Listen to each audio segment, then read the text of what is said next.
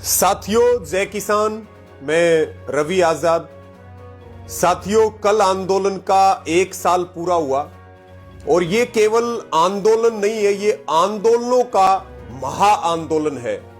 पूरी दुनिया और पूरे भारत में जो आंदोलन खत्म होने के कगार पे थे, अलग अलग वर्गों के सब आंदोलनों को एक नई ताकत, एक नई ऊर्जा, एक नया तरीका इस महा आंदोलन ने दिया है।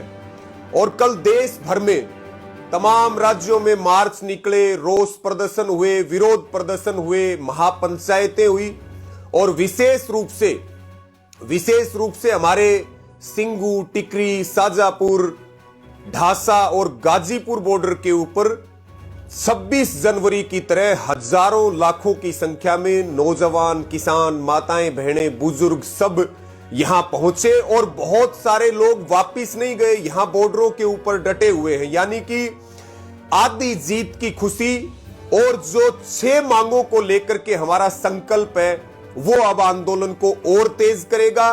कल 1 साल पूरा होने पे आप सबको सैल्यूट है, बधाई है पुनः। और कल के दिन को और आंदोलन को ऐतिहासिक बनाने के लिए सबका संयुक्त किसान मोर्चा की ओर से बहुत धन्यवाद और आभार है। साथियों, आज का जो लाइव है ये बहुत महत्वपूर्ण है। आप सबको ध्यान है कि कल हरियाणा के मुख्यमंत्री मनोहर लाल खट्टर जी प्रधानमंत्री मोदी से मिले और उन्होंने मीटिंग के बाद, मुलाकात के बाद एक बयान दिया कि एमएसपी पर कानून संभव नहीं है, सरकार पर बोझ बढ़ेगा।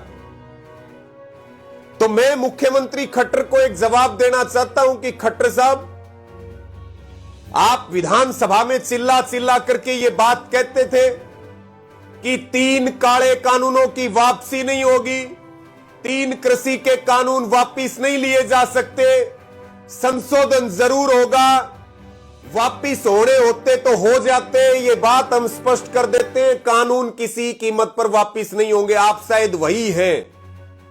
हो सकता आपको अपने दिए हुए बयान और विधानसभा में जो आप चिल्ला चिल्ला करके बोलते थे वो भूल गए होंगे, लेकिन हम नहीं बोले।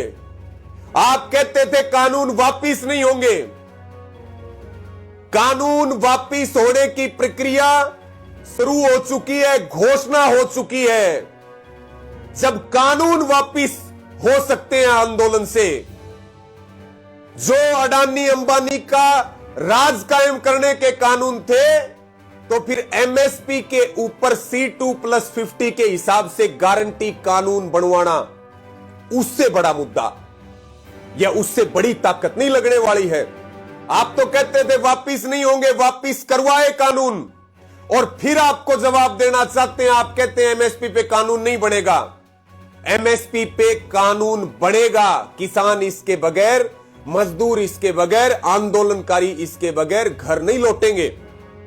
आपने कहा मैं प्रधानमंत्री मोदी का धन्यवाद करता हूं कानून वापस लेने के लिए।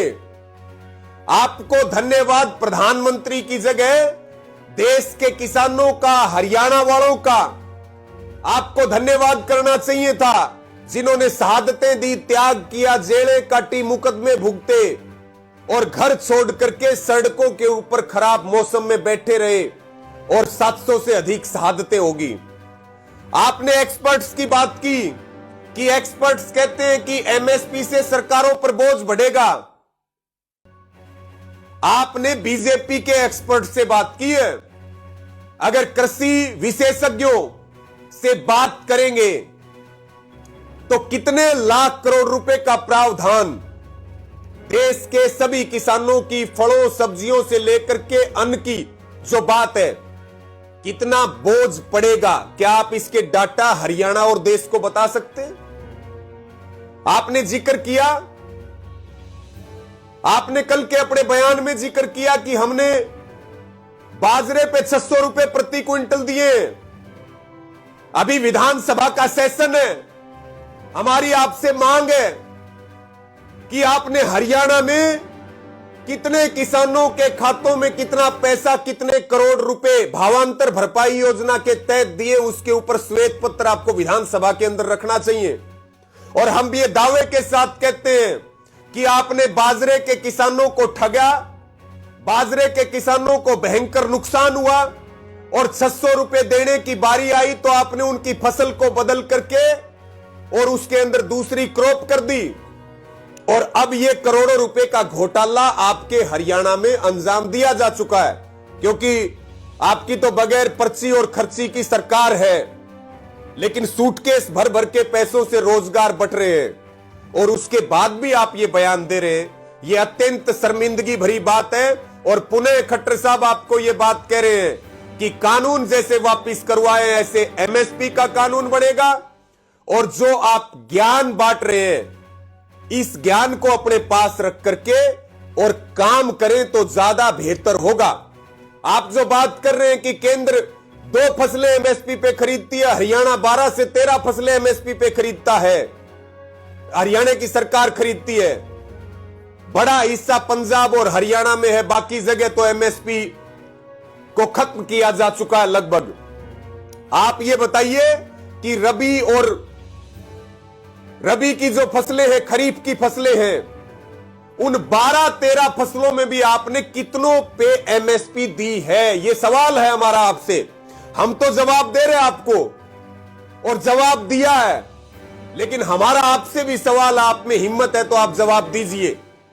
और ये इस तरह की बचकानी जो बयानबाजियां, इनको बंद कीजिए। और इसी के साथ में साथियों, 1 जनवरी बहुत नजदीक है और देश के किसान आंखें फाड़ फाड़ करके मोदी जी की तरफ देख रहे हैं कि 1 जनवरी 2022 आ गई। 2022 में किसानों की आय दुगनी होगी। इस नाम पे देश के किसानों का वोट भाजपा ने लिया। हमारा प्रधानमंत्री जी से सवाल है कि लगभग 1 महीना बाकी है, आप कम से कम 1 जनवरी से पहले ये बात हमें जरूर बताएं कि किसानों की आय आप 1 जनवरी 2022 से कैसे दुगनी कर रहे हैं। हम इंतजार कर रहे हैं इस बात का। और मोदी जी, किसान जो है वो लंबित जो हमारी मांगे हैं, हमें कोई कमेटी नहीं चाहिए, हमें कमिटमेंट चाहिए।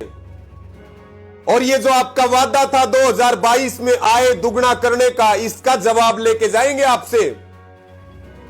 इसके बगैर किसान लौटने वाला नहीं है।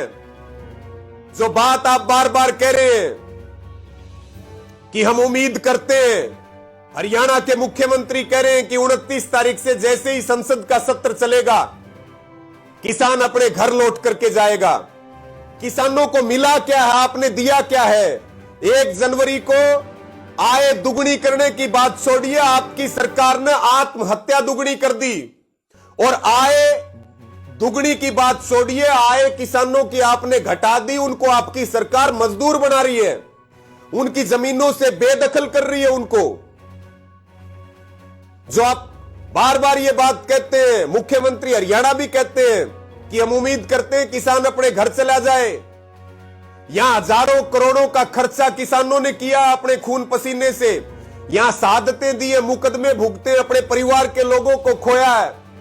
और सड़कों के ऊपर 1 साल तक हम बैठे रहे, खाली हाथ लौट करके नहीं जाएंगे, एमएसपी का कानून लेकर के जाएंगे। ये बात आपको कान खोल करके सुन लेनी चाहिए। किसान इसके बगैर नहीं लौटेगा। हमें एक बात के लिए आपका जरूर धन्यवाद करेंगे कि आपने जो अलग अलग राज्यों को, इन राजनीति वालों ने जो देश बना रखा था, अलग अलग धर्मों में और जातियों में बांट रखा था, हरियाणा पंजाब को बांट रखा था, आपने सारे देश को एक किया, हम सबको मिलवाया, हम सबको एक किया, हमारे भाईचारे को बढ़ाया। इसके लिए आपको हम जरूर धन्यवाद देंगे।